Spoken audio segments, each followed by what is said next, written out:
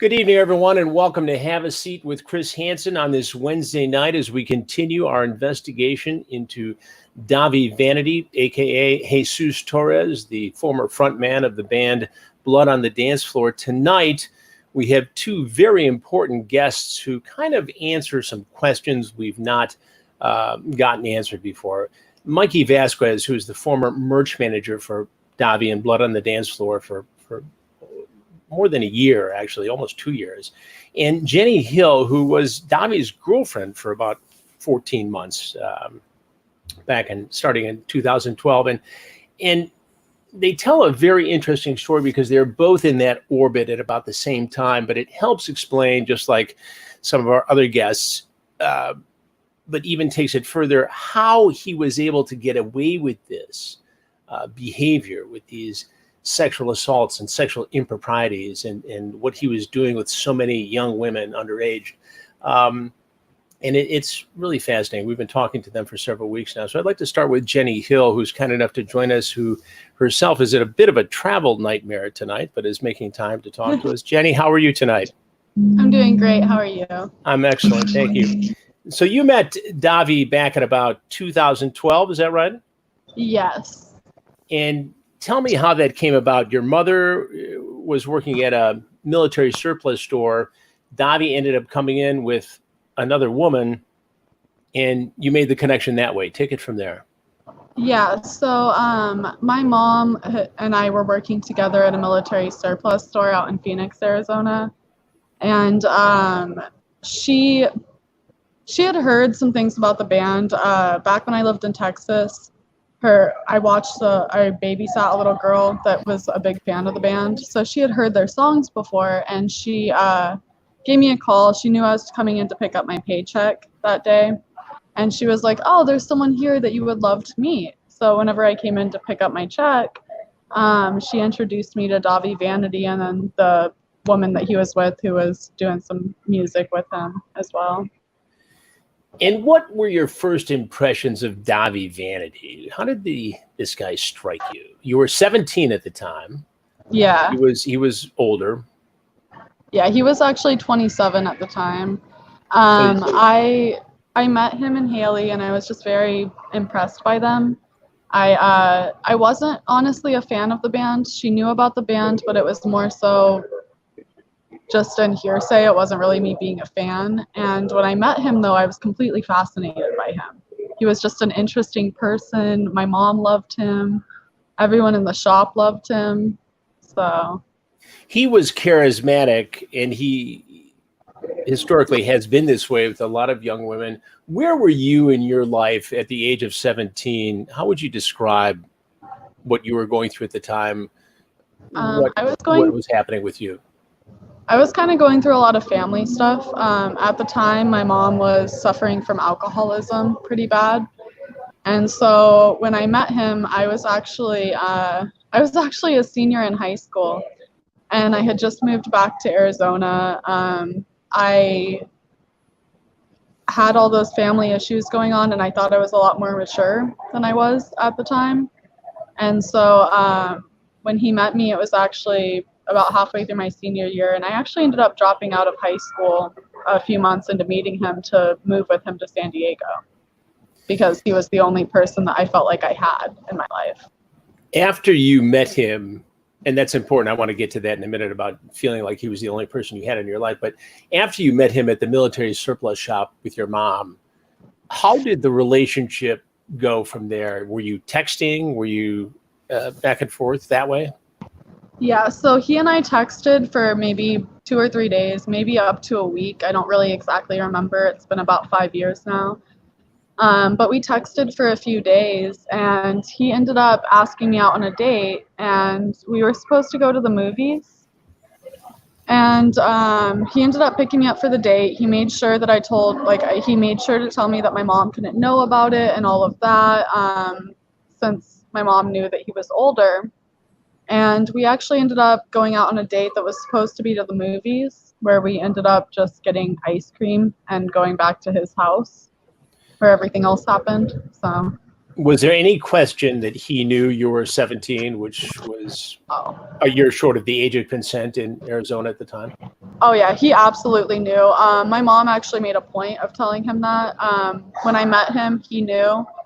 I actually told my friends after we met that he made up that I had met him at a casino where he must have thought that I was 21, which was not the case. But when when me and my mom met him, she made a point of telling him that I was 17 and telling him that like she knew that I was a pretty girl, and she made a point of telling him that. So you go out on this date. Initially, you're supposed to go to the movies. You end up going to where? McDonald's for a ice cream? Yeah, we went and got McFlurries at McDonald's and McFlurries. went back to his house. Yeah, Oreo McFlurries. And that was his big treat for you on your first date. I guess. I don't know. I was kind of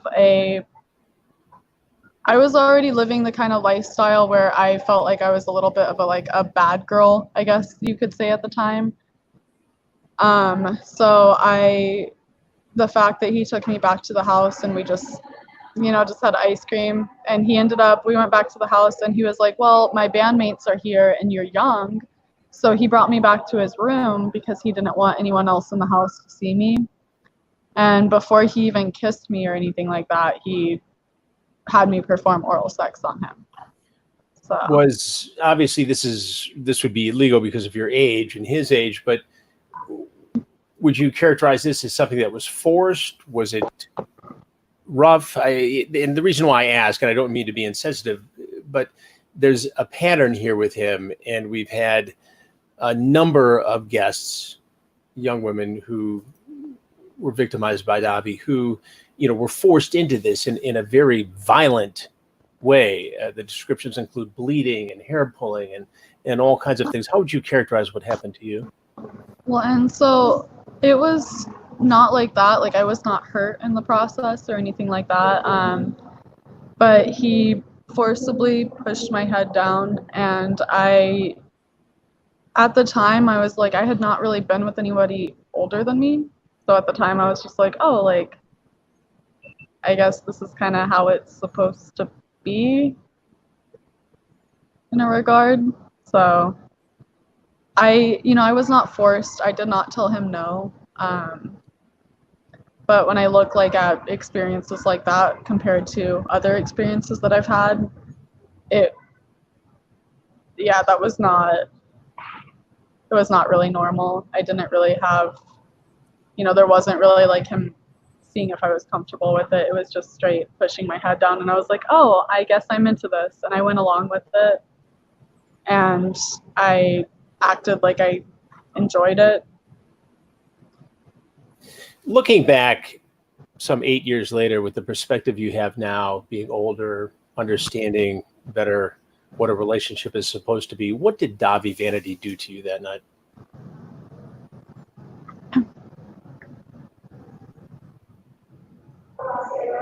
I see what's interesting to me is I can't say like what he did to me. I guess what kind of came from it was that this is something that I've had to go through some therapy for, that I probably should still be in therapy just about surrounding that situation. It made me think that that's how relationships were supposed to be, that was okay, that I was supposed to just kind of accept anything that happened in that situation, I guess, if that makes sense. I don't know if that really makes sense. It does make sense. I mean, you were in a very vulnerable situation at a very vulnerable age. Did he know about your home life? Did you tell him about that, about the challenging situation that you were in, and how maybe you were looking to escape that, and maybe he was the way to do it at that time? I made it pretty clear. The issue that I was kind of going through was, when I look back at it at least, was that I was 17 and I had gone through having quite a few years growing up with my mother, who was an alcoholic. I moved a lot. I thought that I was very, very mature for my age. I, at the time thought that I was an adult and I just wasn't understood by the people around me. And he knew that. He knew about my mom's alcoholism. He knew the situation. I was actually living with her and her boyfriend at the time, who my mom was at a point in that situation where we would kind of move around, just moving around in general. Like, we just came back from Texas, and we were living with her boyfriend at the time in Arizona, and he knew that I wasn't happy where I was living. He knew that I was trying to move out. I was 17 and I was trying to find a way to move out. I was trying to like become emancipated, anything that I could do to be able to get out of school and be able to live on my own. And he knew that, and he actually ended up having me move with him to San Diego once I had already turned 18. Did he wait until you turned 18 to have you move out there? Was that a part of his plan? Did he discuss that? Was he concerned at all about being in a relationship with somebody who is only 17? Sorry, I'm sorry, you cut out for a second on my end. Was that on purpose that he waited until you were 18 to have you move out to live with him in San Diego? Did he have concerns about you being 17 when you started seeing him? So when I started seeing him, it was actually before he moved to San Diego. It was around September, like August, September time, because I was working in a haunted attraction in October. And he would pick me up. He picked me up several times from there and brought me to his house out in Chandler. And at that time, he was not thinking about moving yet. But what was interesting was right before I turned 18, he had been talking about this girl. I believe she was in Ohio. I could be incorrect. I don't remember her name or any of that. But there was a girl in Ohio who had apparently pressed charges against him, or her family had, because she was apparently underage and they had had sexual contact. He told me that it was a fan that had, kind of gotten a little too crazy and had made up stories about him, which I believed, because I had actually seen some stuff with a YouTuber. I think it was like Jessie Slaughter. It was a really young girl. And I had seen some stuff that came up from that, and I genuinely believed that, it was something that was made up, that it was disgruntled fans that never had a chance with him, and they were upset that had happened. And so I did not realize, whenever he told me that this was going on with this young girl, this 16 or 17-year-old girl, that it could be real. I thought that it was a situation where a fan had made it up, and he told me, he's like, I have this girl that's making up these accusations. It's making me look really bad. I think if we went public with our relationship, that it would make me look better, was basically what he told me. And he told me, like, why would I be wanting to hook up with this young girl in Ohio if I had a beautiful girlfriend like you? And that was actually when we went public with our relationship. It was right after I turned 18. And it was because he was like, I have a legal girlfriend. So he made a point of telling me that. Looking back, did he use you?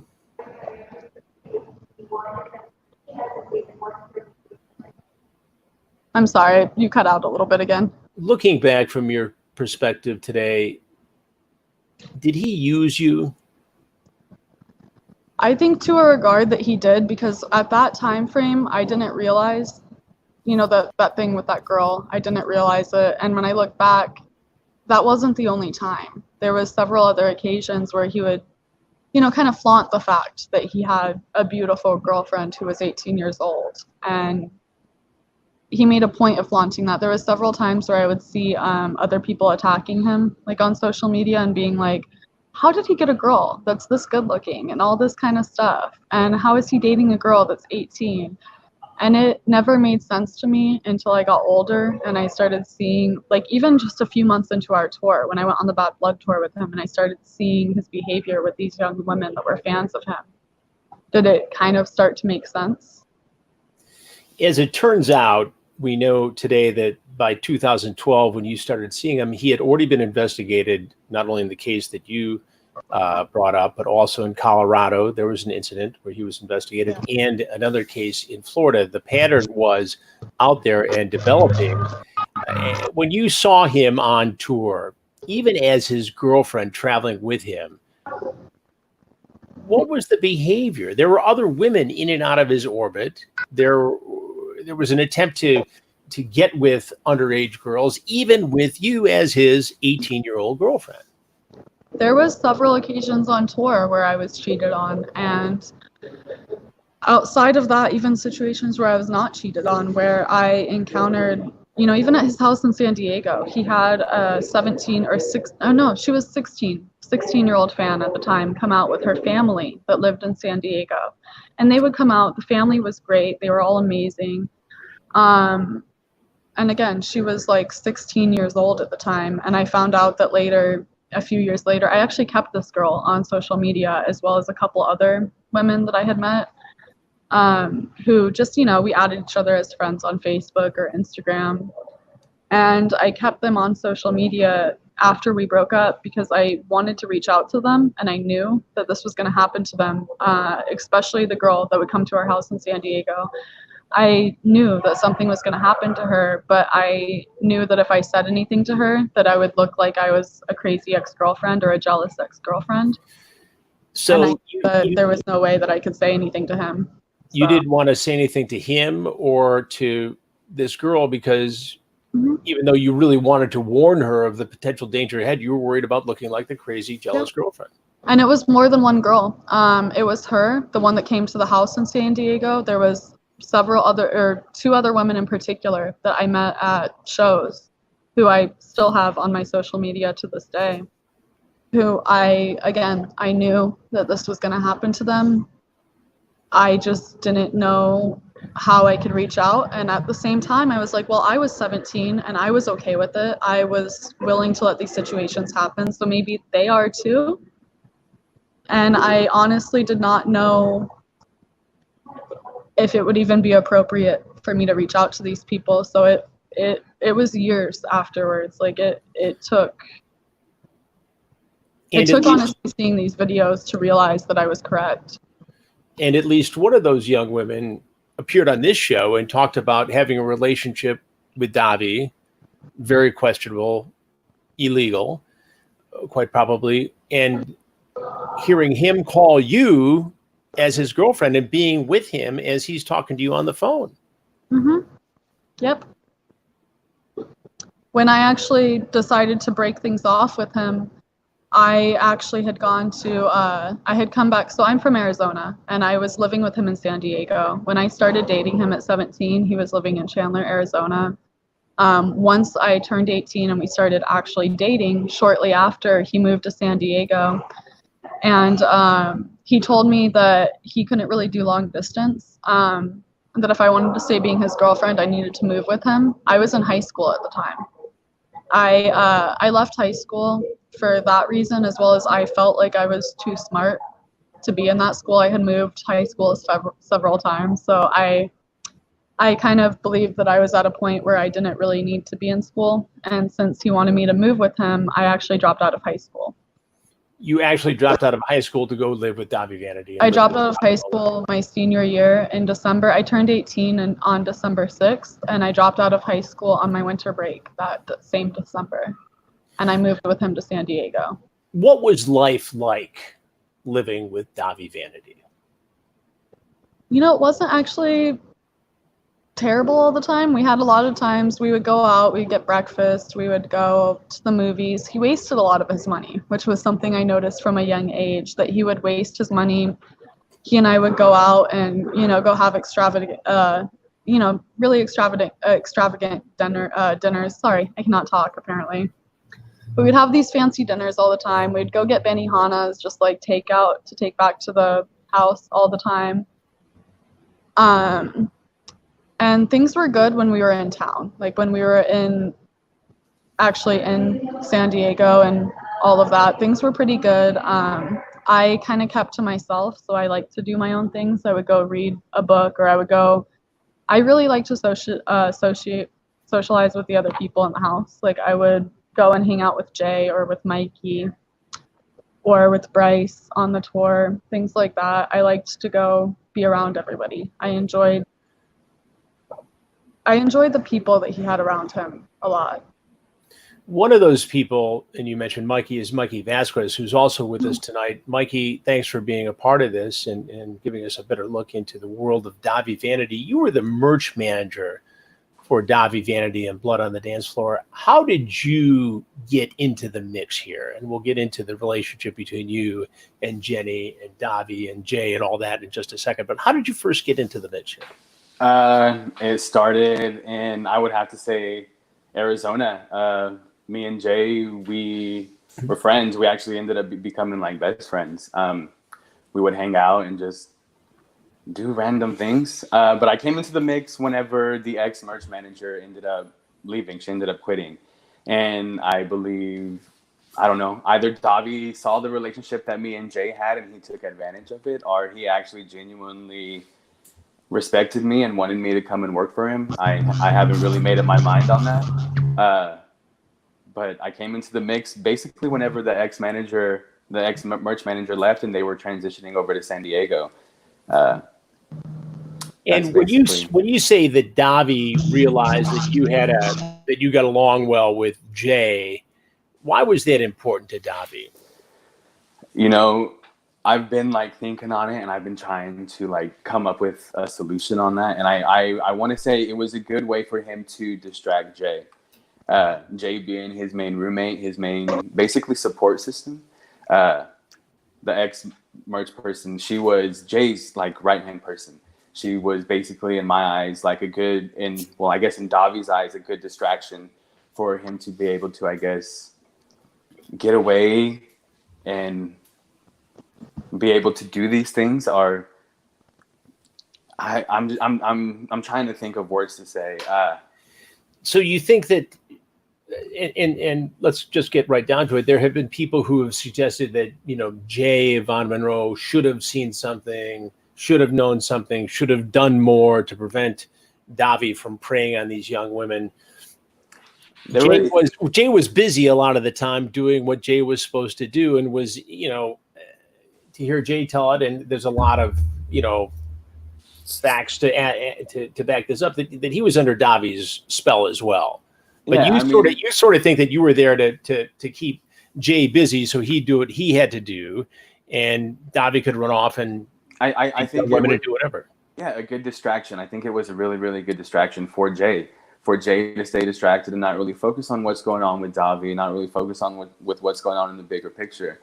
I think Davi needed that pawn in between him and Jay to play the distraction. And I'm not saying that me and Jay were like at hip and bone, but we were close, and we did everything together that it didn't involve Davi. Like it was like the perfect cover up in a way for Davi to have me around, because quite frankly, I didn't want to be around Davi. And I think I made that clear in Arizona even before. And that's why I was telling you, Chris, that I was shocked that I got asked to even become the merch manager. And I think it was solely because of mine and Jay's relationship. I felt like he could manipulate it in a way to where it could benefit him.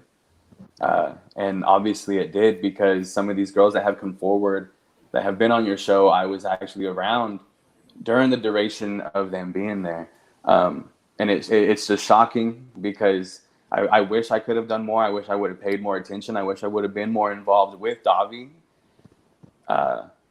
But I wasn't there for Davi. I was there for Jay. That was the whole reason I took the job, was for Jay.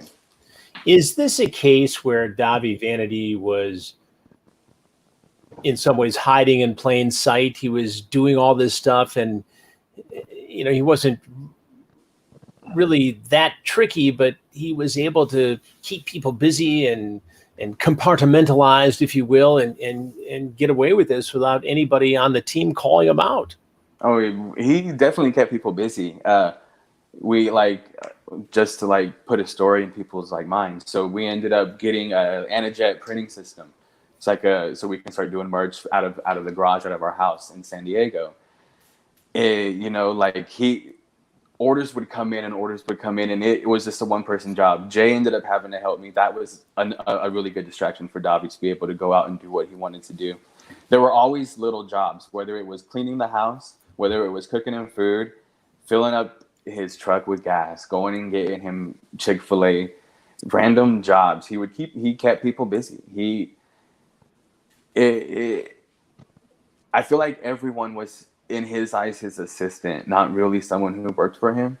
He looked at them like, you're my assistant and you're going to do what I say or you're out. And I speak for myself on this.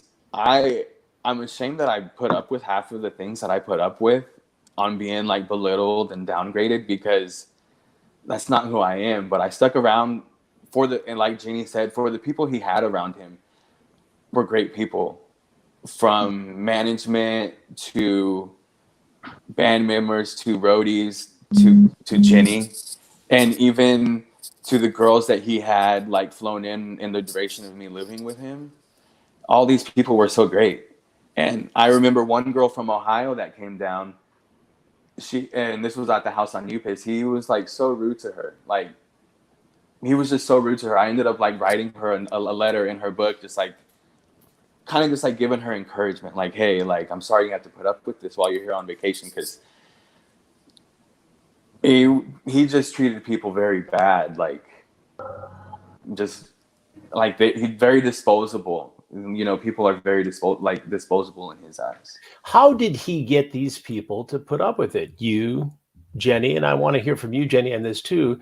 I mean, not that any level of talent could excuse this behavior, but, you know, this wasn't somebody with immense talent. I mean, he had a shtick. He was able to pull it off. He had merch that people wanted, and apparently a sound and an image that people could relate to, especially young women who were in vulnerable situations. But how did he get away with treating you that way, Jay Von Monroe, Jenny, so many other young women who came into his orbit? How did this go on for so long?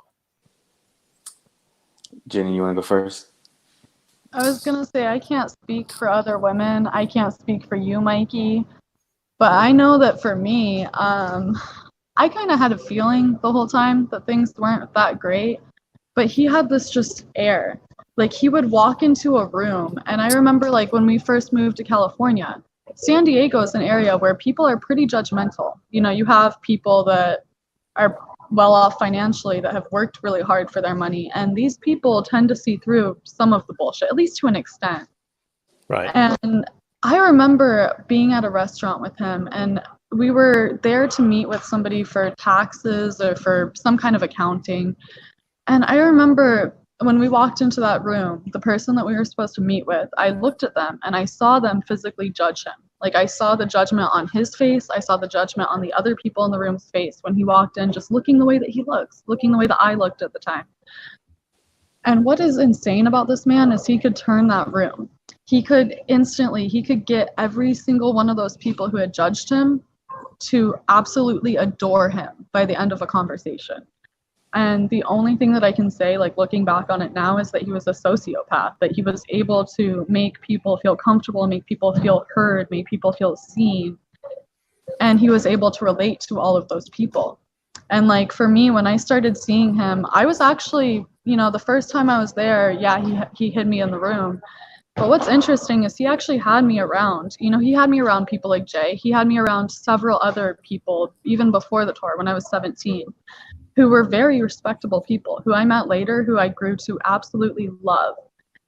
And, like, in that situation, he had me lie about my age then, where, you know, I was 22 or 21, and when I was 17. And it worked because I wore all of the makeup. I did my hair that way. I kind of tried my best to present myself that way. And I think the people around him wanted to believe in that image of him that they saw, in that person that he presented that was just so positive and so good and so loving, that people wanted to believe in that when people are around him longer, they started to see through it. But it took a long time, and even when you saw it through it, you really wanted to believe that that person existed. You wanted to believe that that person that you had fallen in love with, or that you had, you know, had become your close friend, you wanted to believe that that person was good. And I don't know, I can't speak for anybody else, but that's what, for me, that's what I see, and that's what is the only thing that makes sense to me. Jenny, how did you and Mikey get to be friends during all this? And describe that friendship, that relationship, and did that help you to survive some of the tough spots of So I actually and tell me how it got you through these rough spots with Davi.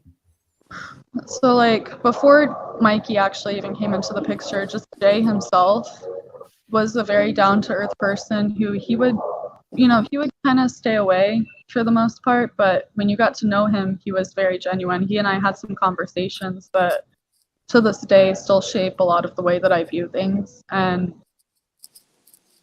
he was just an incredible human being. And then I had Mikey, who came into the picture a little bit later.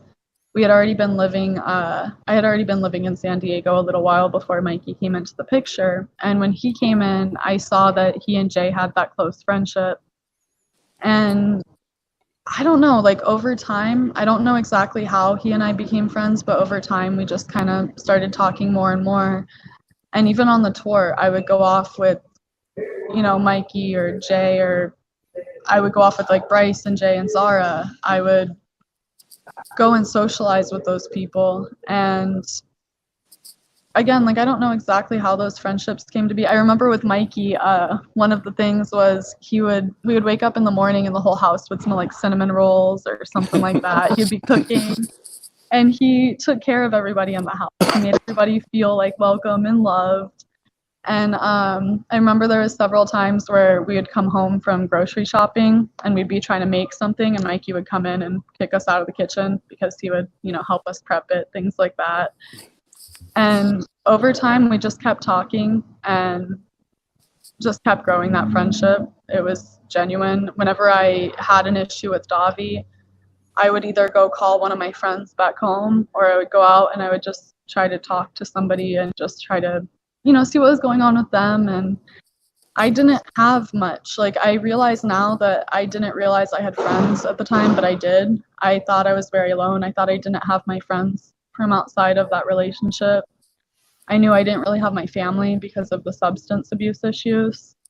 And, those people that I was around were just good people. He kept really good people around him. There's not anybody that I met throughout that experience that I can say was a bad person, at least not anybody that he kept close to him. And Mikey, how would you describe what you saw in Jenny at the time? Did you fear for her safety? Did you fear for her well-being? Did you think this is a young person who's lost, who shouldn't be here? Or was this just part of the whole nature of everything? To be honest, me, Haley, Bryce, and Jay, there were a couple of conversations that we had amongst each other where we questioned, what's Jenny doing? Clearly, we never brought it to her attention, as it's rude. But yeah, as far as him treating her foully, there were multiple times on the Bad Blood tour that I felt things could have been definitely handled way differently. And me being so occupied with merchandise, I was very occupied, but whenever I would catch wind of what's going on, I tried to not necessarily involve myself, but get down to what's going on. And there were a couple times where I'm just like, why did this happen? Why was it allowed to happen? Yeah, so definitely fear for Jenny. Yeah, I did. I did more than once. But I would have to say that was on tour. Now, while we were living under the same roof, I can't necessarily say that I feared for her, just because it was either Davi kept her secluded, or she was coming to Jay's room where we usually hung out, and hanging out with us and venting, but not necessarily venting about what's going on, but just letting some fresh air, in. It was just her escape. There came a time, Jenny and Mikey, where Jenny, you were done. You wanted out. And first I want to hear from you how that all came to a head. And then I want to get with Mikey about his role in helping you to get out of that situation. What was it finally, Jenny, that made you say, I can't do this anymore? I got to get out of Davi's circle here. So it was actually, I guess, it took a bit of it piling up. I guess the final thing would be when it was after the tour, after the Bad Blood tour, which I had been cheated on several times during that tour. There was one time where I actually caught him. We had gone through a haunted house with a couple of fans and like a couple of their families as well. And after the haunted attractions, we went back to a restaurant where it was like he and I, everyone from our bus, and then a couple of fans. And one fan in particular was this girl and her mother, who I don't know if the girl was of age. I don't see why her mother would have been with her if she was of age, but she and I and all of them went to the restaurant afterwards, and we were sitting at the bar, and Davi disappeared to go to the restroom, and then she disappeared a few minutes later, and I decided to disappear because it was kind of weird to me that he had disappeared 5 minutes prior, and she was disappearing now. So I went to the women's restroom, and I saw his feet, and I saw her on his knees in front of him, and I actually pounded on the bathroom door, and I was just like, really? Like, I wasn't mad at her. I was just like, dude, like, why are you doing this when we have people outside at a hotel? At a restaurant. Like, really? And I did not get violent. I did not flip out. I just knocked on the door, and he had our security guard come get me out of the restroom and had him drag me out, or not drag me. He had escort me. I went willingly. He was not violent with me in any way, shape. But he had him take me outside, and I was just trying to understand what was going on. Like, I knew that I had caught him cheating, but I was just like, why won't he talk to me? Like, why can't he face me? And he actually had me go to a hotel room where it was the tour manager at the time, whose name I cannot remember, it was him, the tour manager, and a couple other people. I was really upset at the time, so I don't really remember. But when they took me into that room, they said that I was going to have to sign a contract. And this contract was a $250,000 contract where I could not speak out about the band or about Davie's name. It was like basically a defamation contract where I was unable to speak or say anything. And I had to sign that contract. Did this scare you, Jenny? It did at the time. I was 18, and I was told that if I wanted my ticket back home, that if I wanted that plane ticket back home, that I had to sign that contract. What's funny is I signed that contract, and I got to the airport. I don't remember who all went with me. 2 of the people from the tour went with me to comfort me. And I actually ended up talking to Davi on that plane, or on that drive to that plane. And I actually ended up apologizing to him. Wait. You're in a restaurant after going to a haunted house tour with fans. You're at the table. He disappears. One of the young female fans disappears. You catch them in the act. You get hauled away by security, taken to a hotel room. Yep. Forced to sign a non-disclosure agreement of sorts that would penalize you $250,000 if you talked about the band or Dahvie Vanity.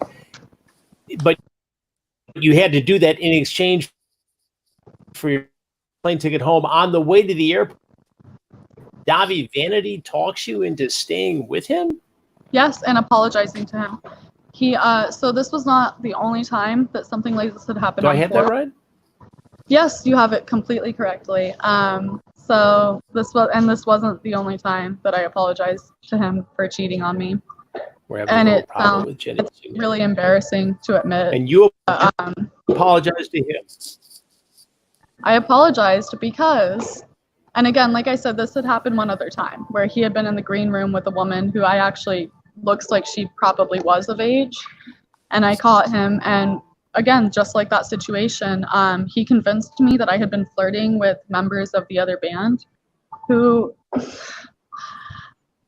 again, like talking to Mikey, like anyone who knows me on the tour knows that I was not like that in any way, shape, or form. I was very friendly with people. I'm a very nice person, but I would never be caught alone with anyone else from the other bands. I never hit on any of the other bands. I never hit on anyone around there. But he convinced me that he had seen me talking to one of the other band members and that it seemed very flirty and that he was just, he loved me so much, and he couldn't believe that I would be talking to somebody else, and that influenced his actions in some way. And like I said, this might be the most extreme of the times, the fact that I signed that non-disclosure and I went to the airport and I had that ticket, I had that way out, and I somehow was still apologizing to him and begging him to let me stay with him, because I had made mistakes of flirting with other people, which again, you can ask Mikey or anybody else on tour with us, that never happened in any way, shape, or form. But yeah, I was apologizing for my actions because I was 18. I didn't realize that maybe me being really friendly and being really nice to these people maybe did come off as me flirting with them, even though I know, looking back on it, that they never even had that impression. Yeah. There's a few of them. There's a few members of the other bands who I have since spoken with and since spent time with who knew that I was not flirting with them in any way, shape, or form. So.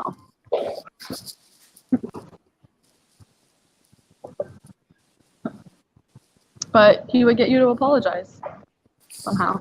Yeah, he was definitely good at that. So.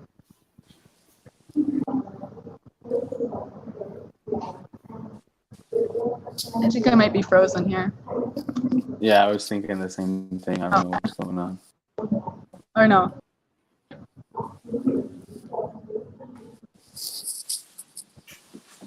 Never mind. Mikey, you there? Jenny, you there? Yeah. Mm-hmm. Sorry, Okay, we all just cut out for a second. Sorry about that. Little technical glitch in the system tonight. Mikey, were you aware of this situation when it was happening with Jenny? This was on the Bad Blood tour, and it was at a show in the Midwest. This is one of the incidents where like it was weird because I had just finished loading up, and we ended up getting back to the bus, and there's a lot of commotion going on, and people are like, Davi like put his hands on Jenny. Jenny put his hands on Davi because he was flirting, or she was flirting with.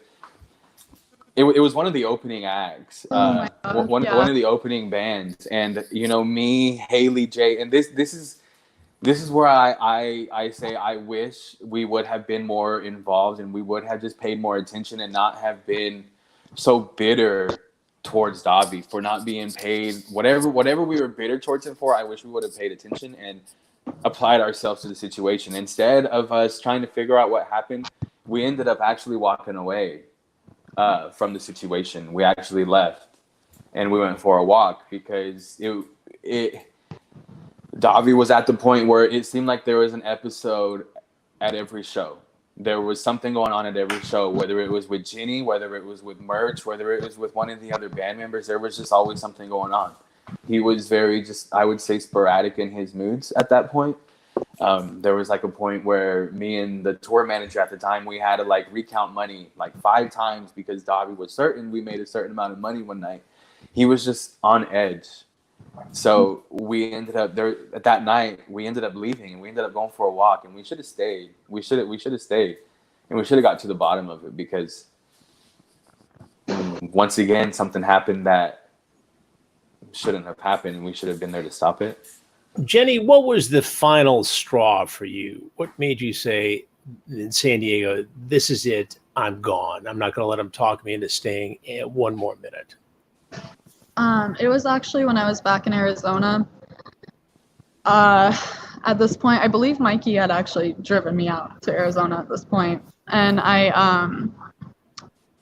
was out there and I was supposed to be coming back. I thought my mom was sick. We were supposed to spend Thanksgiving out in San Diego, and my mom had gotten some weird test results that made her think that maybe she was. And since cancer runs in our family, I decided to come back home. And he was supposed to come with me. He was going to come spend Thanksgiving getting to know my family and all that.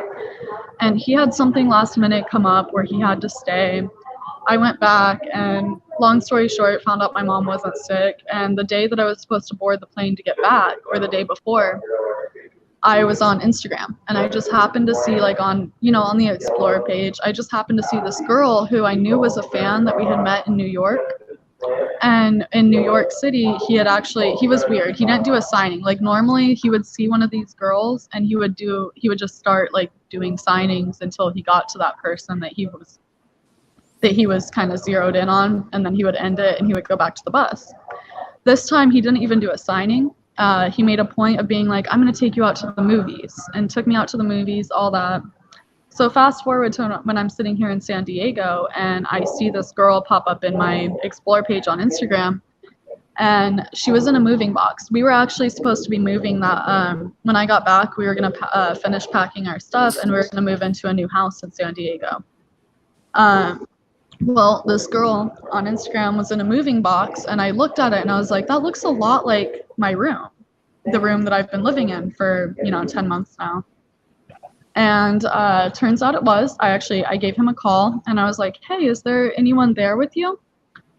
And while I was on the phone with him, the picture was deleted, and obviously I knew what was going on at that point. And for me, it wasn't the cheating that really set me off. What set me off was the fact that it was this girl who I thought she was 13 or 14 years old when I met her.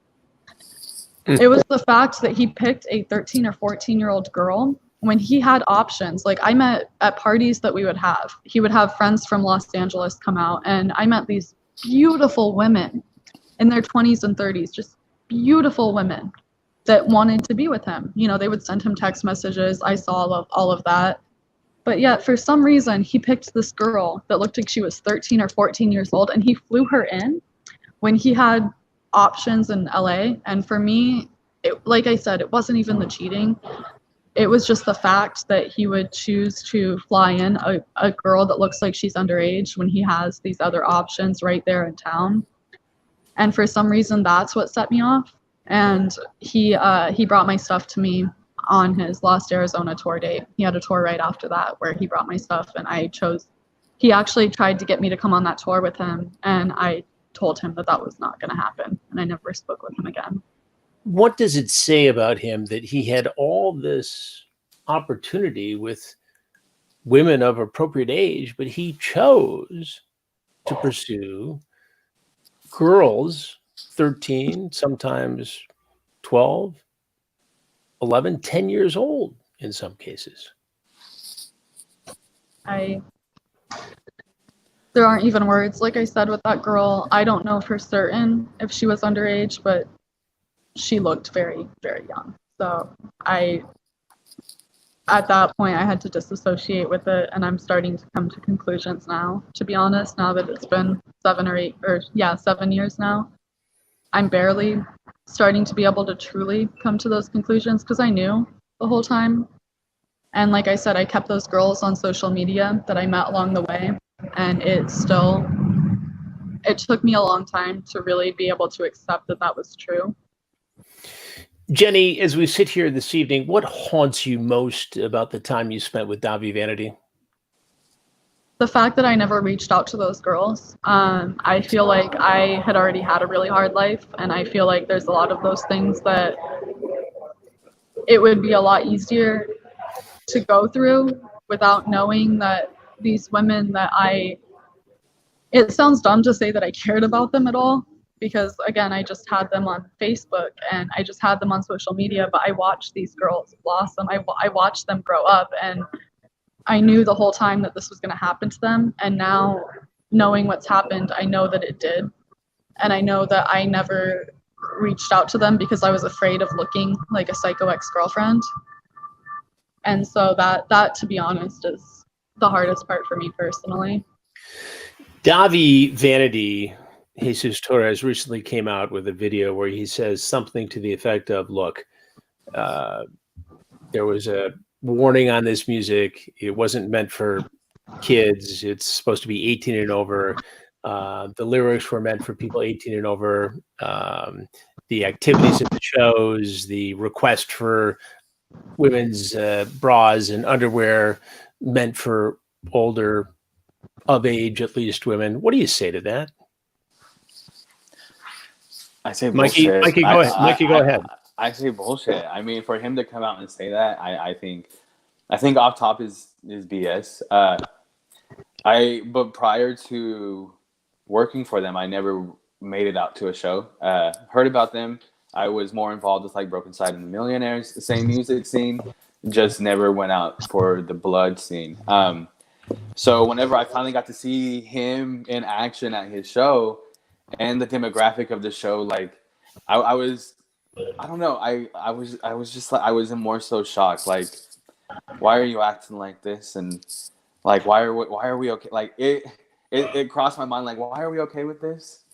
And I think one of the things that in my eyes at the time that made me feel okay with it is, and not that it is okay, I'm not saying that it was ever okay, but the parents' involvement, like sometimes like you would have parents out there that actually like, I don't know, like you have people like Elizabeth, her mom was wonderful, great. Like anytime Elizabeth was at our house, like her mom was there, never out of her sight. So whenever I heard about what happened to Elizabeth, it hurt and it was shocking. I wish I was still lived in the house at that time. But what I'm trying to get at is his age, like the kids were young. So for him to say, and he knew that they were young. He knew that I feel like he knew that he knew what he was doing. He knew that he found a crowd that was easily manipulative, or manipulated, I should say, and he ran with it. Like he knew. Well, I guess the question is, and I want to hear from both of you on this, was this entire enterprise, the music, the merch, the touring, was it all geared to feed Dahvie Vanity's hunger for underage girls? I would say that is part of it, but he likes the attention. He likes to be center stage, and these people gave it to him. There was a night that we went out on a business dinner with someone of age who he wanted to collab with, a really, really popular pop singer. And he was very just inappropriate during the dinner. And me and Haley a couple of times looked at each other like, is he really saying this to this lady? And she was engaged. She had a fiance. I believe she's married now. But I believe that the crowd that was our age, they saw that, okay, I'm not going to work with this guy. I'm not going to put my name behind this guy who's trying to belittle me while I sit here. And I think the younger kids didn't necessarily see it as like belittling or anything. They looked at it as, oh, this guy is giving me attention. Like, I like this attention and I want more of this attention. They didn't like people, and I myself, I didn't like, there were a couple of times that I didn't necessarily see things as wrong while I was being manipulated myself. So it's just, I don't know. Jennifer, go ahead. Oh, sorry. I was just going to say, like, something that I really noticed that when I look back on that really bothers me was, like, after every show, and I think I said how this was one of the situations after the haunted house where we ended up at dinner with this girl and her mom. After every show, you'd have these fans that were trying to follow us to the bus, and you would end up getting a little group to go to a diner. Or, like I said, New York, the one time the girl that he ended up cheating on me with was the only time that whole tour where he didn't do that after the tour, where he didn't have a little group of people to go out and go eat with him. And he would do that. And when I look back on that, that's disturbing to me because these are usually fans who he had a contact with on social media, who he had given free tickets to. He would go and he would scroll Twitter or Instagram and he would be doing like a giveaway, but he would scroll and he would find the people that won the giveaway himself. So, I don't know. That was just on top of what you were saying. It's important to say, and I've said this to some of the other young women who appeared on the show during our investigation of Dahvie Vanity, this is not your fault. And nobody is suggesting that any of this is your fault. You're a victim, a survivor, Jenny. And yeah, it's easy 8 years to look back with wisdom and some perspective to say, I wish I had prevented some of these other girls from getting involved here. But, at the time and at that age, and being in that vulnerable situation, you don't always see reality. Now that you look back, now that you're smarter, older, had some therapy, do you think that this entire enterprise, the music, the merch, the marketing, the message was geared toward him, Dahvie Vanity, hooking up with girls, underage girls? I don't think it's So I don't think that's what it started off as. I think that, and again, maybe this is just the person who was a victim trying to justify my own actions, but I genuinely do believe that some part of him started it off as what it was supposed to be, as something that was supposed to, unite these people, all of us that have had a hard time, that don't fit in anywhere.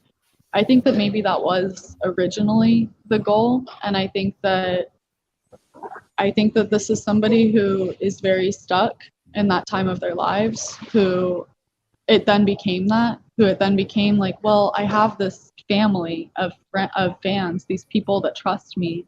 And I think that and just his need for attention ended up turning it into what it is, which I think at this point, absolutely. I think at the point that I was involved, absolutely. But I genuinely hope that that's not what it started off as. And he's still online, still communicating by many accounts with underage girls. And trying to send out this message of positivity and caring and deflecting the criticism that he's now facing. What do you say to Dahvie Vanity tonight as we sit here, Jenny?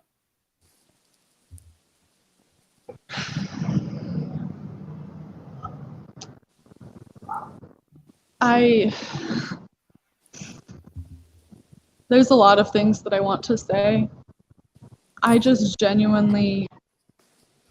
pray that he sees what he's doing to these people, that enough of these videos and enough of seeing the lasting impressions that he's made on people's lives, I just genuinely hope that he is still alive at this point so that he's able to come to terms with it to some extent, to understand if that's even possible for him. I just hope he's able to understand the pain and he'll never be able to make it right. He'll never be able to reprimand what he's done to these people, including myself. I just genuinely hope that he's able to ask for forgiveness for it. That's all I have to say. There aren't words. I've thought about this and I still haven't been able to think of what words, but I just hope some sense of remorse comes to him at some point. 8 years ago, when you were in the middle of all this, was there anything, Jenny, anyone could have said to you to bring you to your senses or to get you out of the situation? Or did you really think at 17, 18 years old, you knew what you were doing and that this was okay? Was there anybody who could have said, hey, look around you, look what this guy's doing to you? I honestly don't know if anyone could have. Honestly, even if you, Mikey, or if Jay, any of those people, to an extent, you guys told me that I was a good person. You guys, you told me all these things. That you didn't deserve to be treated. Well, exactly. I heard that so many times from you, from Brandy, from Jay, especially from Brandy and Jay and you. I heard that so often. I made up so many stories to my family and my friends, but I don't know if anything could have changed other than meeting somebody who had gone through something like this, which is why I came forward and I wanted to do this interview with you, because I genuinely don't think that anybody who had not been in my exact shoes could have told me a single goddamn thing. I'm just very grateful for the people like you, Mikey, and the people like Jay and the people like Brandy who did make me feel like I was worth something, who made me feel like I was a good person and like I was seen. Because I think that really is that's the most that could have been done. And again, I wish I would have met somebody who was in my shoes, but I read stories of those people and I didn't believe them. So. Mikey, what's your biggest regret looking back? And again, I'm not casting blame upon you. You were doing a job. You're trying to get in there. It's like, but 8 years later, what's your biggest regret? Not paying more attention and not being more involved with just not being more involved with the whole aspect of life during like this time. Like Carrie coming forward and saying her story. I remember her arriving to our house you know. And I remember us like asking each other, what's taking them so long outside, you know? If we like didn't have such a hate towards Davi, I feel like, and this is my biggest regret, and I'm speaking solely on myself, so I need to stop saying we. I feel like if I didn't have such a negative outlook on Davi and I would have paid more attention, I feel like I could have applied myself and maybe not necessarily stopped, but have put a halt, or I put a voice into other people's like minds and been like, hey, like, this ain't right. You shouldn't be doing this. Like, y'all shouldn't be having these conversations. Like VIP shouldn't be going, like the VIP meet and greet shouldn't be happening like they're happening. There was just, I just wish like I handled my situation totally different. And I wish like, like my best friend was there. Like I was there, I was living in San Diego, California with my best friend, you know? And that's what I was doing. I wasn't trying to pay attention to Davi. Like I had my own job outside of working with the band. And that's kind of what separates me from a lot of the other people that worked for the band. They solely relied on Davi and that income. Me, I didn't rely on him. Like I have, you know, I've always been just handling my own. And, you know, I was able to flourish in San Diego. Like I wouldn't have a social media channel if it wasn't for Jay, and it wasn't for me going to San Diego. So I blinded myself with the lifestyle that I was getting into. And I don't regret that, but I regret the fact that I didn't pay attention to these victims and to Davi in general as a human. Do you think there was anyone, Mikey, who could have reeled Davi in and said, hey, look, you know, wake up, stop this, you know, make it right? No, like, because I would hear how he would talk to his mom, and like, no, there's no one that in this world that could get into that guy's head and try and convince him that what he has done, what he's doing, what he continues to do is wrong. Because in his eyes, he's right. And I feel like he thinks that he is some higher power. Like, Yep. he is like, he is what is right. He is right. And so, no, like, I don't think anyone can get into his head because he is just so far into this fantasy fairy tale that it's his story. And he's going to continue to write it and tell it like he wants to tell it until he stops, you know? Mikey. Jenny, Go ahead, Jenny. Go ahead. Sorry. I was just going to say, Mikey, you remember how his name was Jesus? You remember how he would go by Jesus, right? Yeah. Yeah. He would call himself Jesus. There's just a lot of things. Well, that says something right there. Jenny, what is the message to other young women, girls out there? What do we say? What do we do to protect girls from getting into this same sort of cycle of abuse? This might sound dumb and it might sound kind of harsh, but you're not mature for your age in these situations. When a man comes to you and is treating you like, you know, for me, I was 17 and 18 and I was so smart for my age. I was so grown up. I was such an adult. All of these things. He said all these things to make me feel better, like my decision to drop out of high school, all of those kind of things. And, you know, if you're in that situation, just follow what feels right. Don't believe somebody who's telling you that you're so mature for your age. You have time to grow up. And don't think just because you've gone through hard times and because you've grown up fast for your age that you need to throw yourself in these kind of situations. Please just take the time. Just take the time to figure out who you are. But I know it sounds dumb. I know that all sounds so cliche, but I didn't realize it until maybe a year or two ago, and I'm 25 now. So. How are you now, Jenny, and how has therapy helped you, and what's the message for other young women who are in the same situation who are struggling to get help? What do you tell them? So I've actually been a little bit terrible. I have gone and I have gotten some help about it. I've kind of let my busy lifestyle be an excuse for the reason that I haven't continued to seek therapy, that I haven't continued to seek help. And for me, it's an ongoing thing. This is something that there's a couple other situations that I put myself in after this. And like I said, you know, you might go through these situations and you might not think that your story, what you've gone through, is actually valid of needing therapy, that it's valid of needing to talk about these things. At least I didn't.